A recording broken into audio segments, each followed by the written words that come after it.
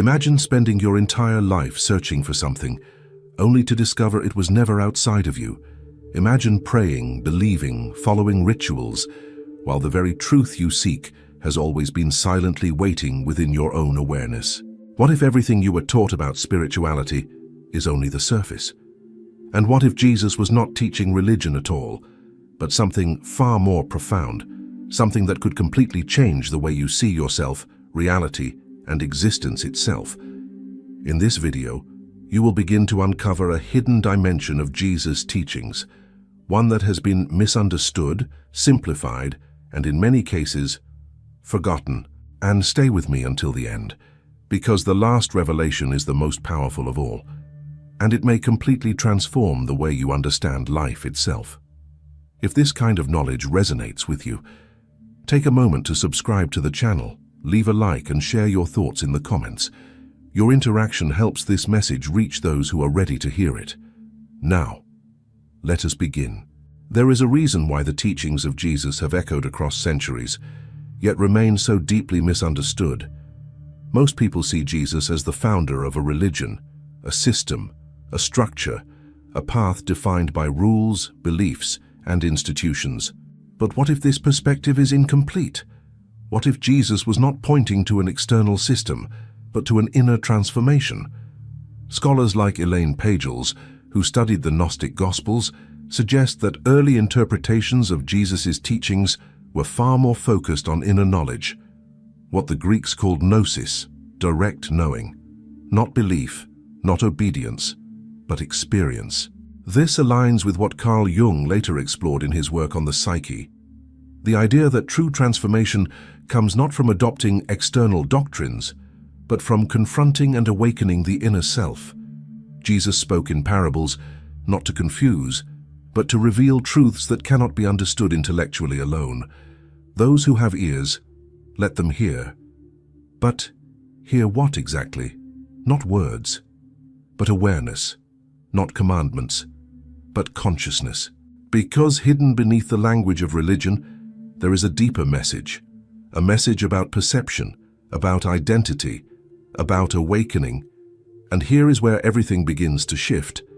Because if Jesus was teaching consciousness, then religion, as most people understand it, was never the destination. It was only a doorway, a symbol, a shadow of something much greater. So let me ask you something.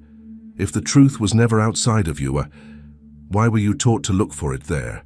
And more importantly, what happens the moment you stop searching and start observing?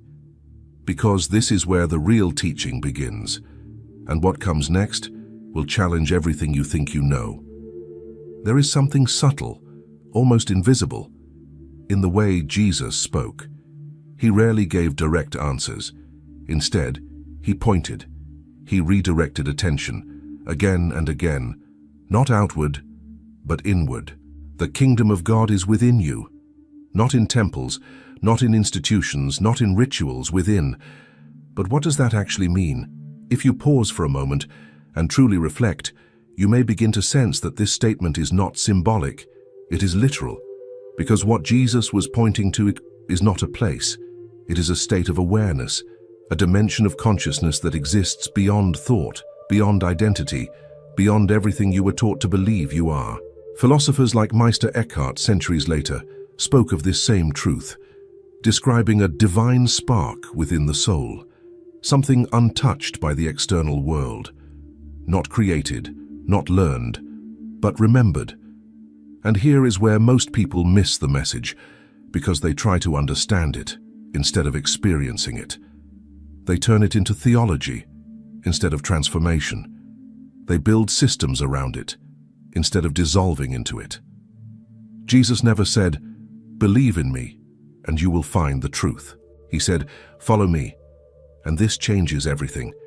Because to follow, it does not mean to worship. It means to embody, to walk the same path of awareness, to see what he saw, to perceive reality the way he perceived it. And what did he perceive? That the self most people identify with is not real, that the roles, the fears, the attachments are constructs of the mind. Carl Jung described this as the persona, the mask we wear to navigate the world.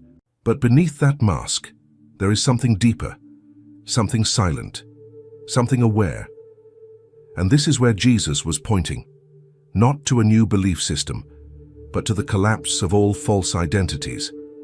This is why his teachings were often unsettling, because they did not reinforce the ego, they challenged it. If anyone wants to follow me, let him deny himself. This was not about rejection, it was about transcendence. Not destroying who you are, but seeing through the illusion of who you think you are. And here comes a question that few people dare to ask. If everything you believe yourself to be is constructed, then who are you without it?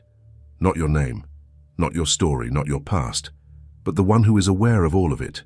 Because the moment you begin to observe instead of identify, something begins to change. A space opens, a silence emerges, and within that silence, something ancient begins to awaken. And what Jesus taught next goes even deeper into this mystery. There is a reason why Jesus spoke so often about seeing. Having eyes, do you not see? At first glance, it sounds like a simple question, but it is not, because he was not talking about physical sight. He was pointing to perception, to the way you interpret reality, moment by moment. Most people believe they are seeing the world as it is, but they are not. They are seeing the world through layers of conditioning, beliefs and fears, memories. What they call reality is, in truth, a projection. This idea is not new. Philosophers like Immanuel Kant argued that we never perceive reality directly, only our interpretation of it. And in modern psychology, this is reinforced by the understanding that the brain does not simply receive reality, it constructs it. But Jesus had already pointed to this long before. The eye is the lamp of the body. If your eye is single, your whole body will be full of light. This statement has been interpreted in many ways, but beneath its symbolism, there is something precise. When perception is fragmented, divided by fear, judgment, and illusion, reality becomes distorted. But when perception becomes unified, when you see without distortion, something changes, not outside, but within. Because the world you experience is shaped by the state of your consciousness. This is why two people can live the same situation and experience completely different realities. One sees suffering, the other sees growth. One sees chaos, the other sees meaning. So the question is not, what is reality? But, how are you seeing it? And here is where Jesus' teaching becomes radical, because he was not asking people to change the world. He was asking them to awaken their perception, to see clearly, to remove the filters, to dissolve the illusions. This aligns deeply with what the Buddha later taught, that suffering arises not from reality itself, but from the way we perceive and attach to it. Different cultures, different languages, but the same underlying truth. And this leads to something even more unsettling. If your perception creates your experience, then everything you feel, everything you suffer, everything you fear, is being filtered, shaped, interpreted by your own consciousness. So let me ask you something. If you could see without distortion, without fear, without judgment, what would reality look like? And more importantly, who would you be within it? Because the next step in this journey is not about changing what you see, but about realizing who is the one seeing, and that realization that changes everything. At some point, if you follow this path deeply enough, you begin to notice something unsettling. There is a gap, a subtle distance and between you and your thoughts. At first it feels almost imperceptible, a brief moment where you are no longer fully inside the noise of the mind, but observing it, watching it. And this is where everything begins to shift. Because if you can observe a thought, then you are not that thought. If you can notice fear, then you are not that fear. If you can witness your emotions rising and falling, then there is something within you that remains unchanged, something stable, something aware. This is what many spiritual traditions have pointed to across time. In Eastern philosophy, it is often described as the witness. In the teachings of Advaita Vedanta, it is the pure awareness that exists prior to identity. And in modern psychology, Eckhart Tolle refers to it as presence, the state of being fully aware of the now. But long before these interpretations, Jesus hinted at the same truth. I am not of this world. This was not a statement of separation from reality, but a recognition of a deeper identity. Not the body, not the personality, not the narrative, but the awareness behind all of it. And here lies one of the most misunderstood aspects of his teachings. When Jesus said, I am, he was not only referring to himself as an individual, he was pointing to a universal principle of consciousness, the same I am that exists within you, the same presence that silently observes your thoughts and your experiences, your life unfolding. This is why in moments of stillness, you can feel something beyond words, a sense of being, not doing, not becoming, just being. And yet, most people never stay there long enough to recognize it, because the mind quickly returns, with its stories, its fears, its need to define and control. And so, they lose contact with that deeper awareness, again and again. But what if that awareness is the very key Jesus was pointing to? What if awakening is not about acquiring something new, but about recognizing what has always been there? This idea resonates with the work of Alan Watts, who often spoke about the illusion of the separate self, and how the sense of individuality is more like a role than a fixed identity. A process, not a thing. So let me ask you, if there is a part of you that can observe everything, then who are you and really? The thoughts, or the one who sees them? Because once this question becomes real, not intellectual, but experiential, you begin to step out of the illusion and into something far more profound.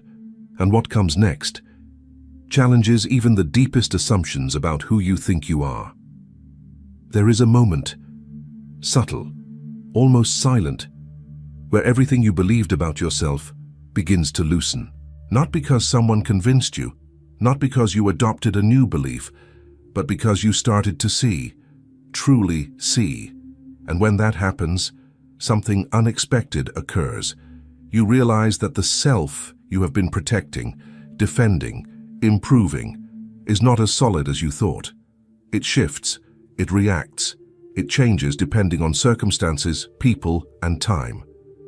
This is what ancient traditions have always pointed out. The self, as most people understand it, is not a fixed entity. It is a construction, a narrative continuously shaped by memory and perception. David Hume, the philosopher, once argued that the self is nothing more than a bundle of perceptions, constantly changing, never the same. And in modern neuroscience, this idea is echoed again. The sense of identity is not located in one place, but emerges from processes in the brain. But Jesus approached this from a completely different angle. He did not analyze the self. He invited people to see beyond it. Whoever loses his life will find it. At first, this sounds paradoxical, even contradictory, but within this statement, there is a profound insight. Because the life you are asked to lose is not your existence. It is your attachment to the identity you think you are, your story, your labels, your need to control how you are seen and who you must be. And here is where fear arises, because if you are not your identity, then what remains? Silence, presence, awareness. And for many, that feels like emptiness, but it is not. It is space. A space where something deeper can emerge, something not conditioned, not reactive, not bound by the past. This is why spiritual awakening often feels like a loss before it feels like freedom. You lose certainty, you lose control, you lose the illusion of a fixed self. But in that loss, you begin to discover something else, something that was never constructed and therefore cannot be destroyed. And this is where the teaching of Jesus becomes incredibly radical.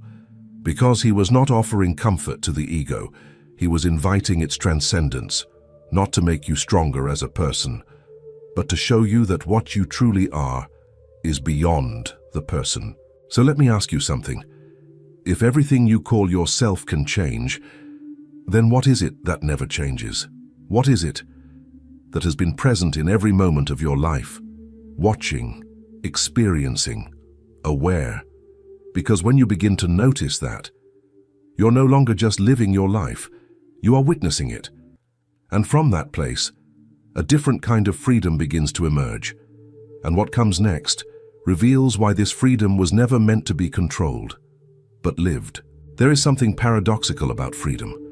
Most people spend their lives trying to control everything, their future, their image, their outcomes, believing that control will bring peace.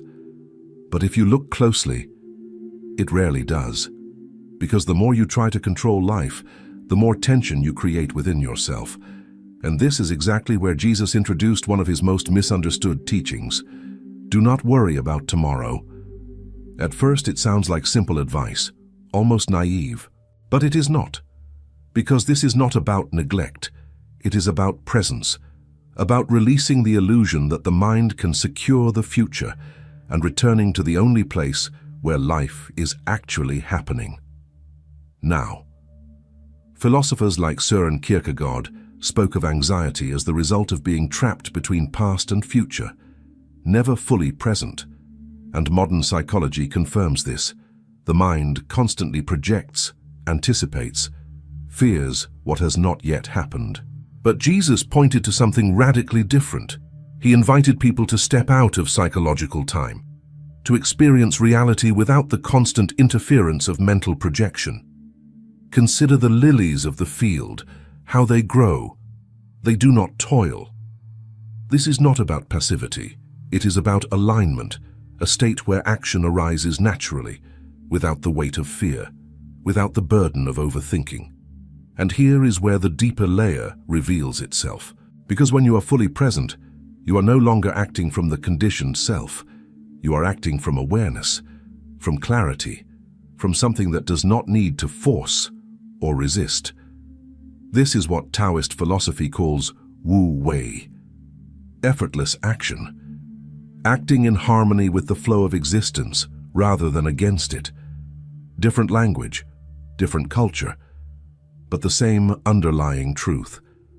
Jesus was not teaching people to escape life. He was teaching them how to live it without the distortion of fear and control. And yet, this is incredibly difficult for most people, because the mind constantly pulls you away from the present moment, into regrets, into expectations, into imagined scenarios. So let me ask you, how much of your life are you actually living? And how much are you mentally rehearsing? Because the moment you become aware of this, you begin to see the trap. And in seeing it, you are already stepping out of it, even if just for a moment.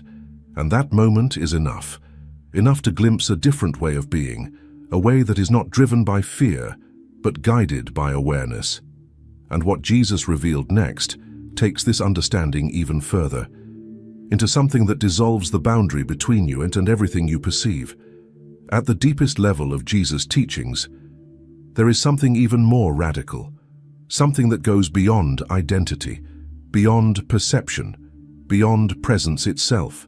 It is the dissolution of separation, because as long as you experience yourself as separate from life, there will always be conflict between you and others, between you and the world, even between you and yourself.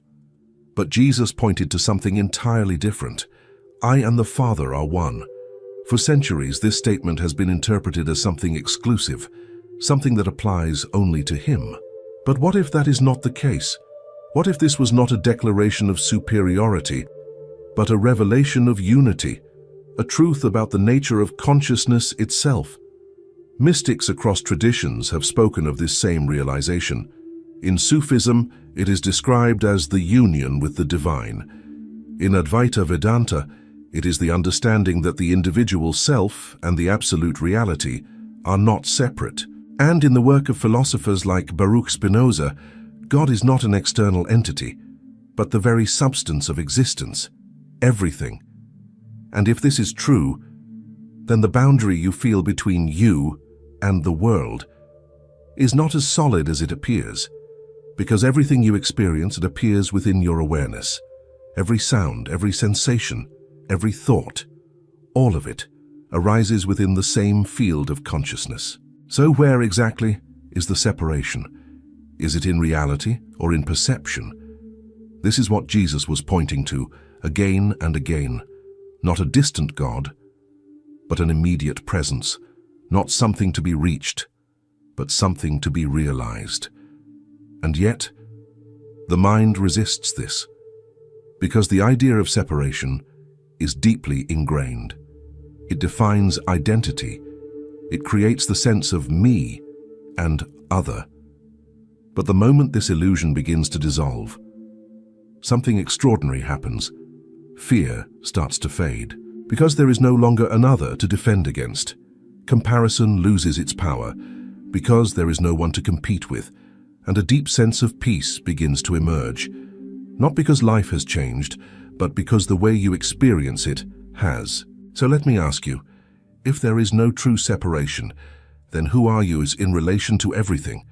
Are you a part of reality, or are you the very awareness in which reality appears? Because the next step in this journey is not just about understanding this idea, but about living it, and that changes everything. If this understanding begins to take root, life no longer feels like something happening to you. It begins to feel like something unfolding through you. And this subtle shift changes everything, because when you no longer see yourself as separate, you no longer act from fear, but from clarity, from compassion, from a deeper intelligence that does not come from thought, but from awareness itself. This is why Jesus emphasized love more than any doctrine. Love your neighbor as yourself. At first, it sounds like a moral instruction, a rule to follow. But within this statement, there is a hidden insight. Because it does not say, love your neighbor as someone separate from you. It says, as yourself. And this only makes sense if, at the deepest level, there is no real separation between you and the other. What you do to another, you are, in a sense, doing to yourself, not as a belief, but as a consequence of unity. This is why true compassion cannot be forced. It emerges naturally, when the illusion of separation dissolves. Philosophers like Arthur Schopenhauer recognized this, suggesting that compassion arises when we see ourselves in others, not metaphorically, but fundamentally. And modern neuroscience supports this idea, through the discovery of mirror neurons, showing that at a biological level we are wired to resonate with the experiences of others, different disciplines, different languages, but pointing to the same truth. That connection is not something we create. It is something we uncover. And yet, most people try to love from the ego, from expectation, from need, from fear of loss. And this creates attachment, not love. But when awareness deepens, love becomes something else entirely. It becomes a state of being, not dependent on conditions, not limited to specific people, but flowing, naturally, from presence itself. And this is where Jesus' teaching reaches a level that few truly grasp. Because he was not teaching how to behave, he was revealing what you become and when you awaken. So let me ask you, is your love something you give, or something you are? Because the final step in this journey is not about learning anything new, but about realizing what has always been true. And this final realization is the one that changes everything. There comes a moment when all the seeking begins to fade, not because you found all the answers, but because you realized you were asking the wrong questions. For so long you searched outside, in teachings, in systems, in interpretations created by others, believing that truth was something distant, something to be reached. But what if the final realization is this? There was nowhere to go, nothing to become, nothing to add, only something to remember. Jesus did not come to create followers of a religion. He came to awaken a realization, a direct knowing, that what you are at your core is not separate from truth, is not separate from life, is not separate from what many call God. The kingdom of God is within you, not as a metaphor, but as a revelation. Because what you have been seeking is the very awareness reading these words right now, silent, present, unchanging, and yet so often overlooked. This is why, in the end, all teachings dissolve, all concepts fall away, all identities lose their grip. Because truth is not something you hold, it is something you are. Philosophers like Jiddu Krishnamurti spoke about this with striking clarity, saying that truth is a pathless land. It cannot be organized, taught, or contained within any system. And this echoes what Jesus was pointing to all along, not a structured belief, but a direct experience, not something to follow blindly, but something to awaken within yourself. So let me ask you one final question. If everything you have been searching for is already within you, at what is left to seek and what happens? The moment you stop searching and simply become aware.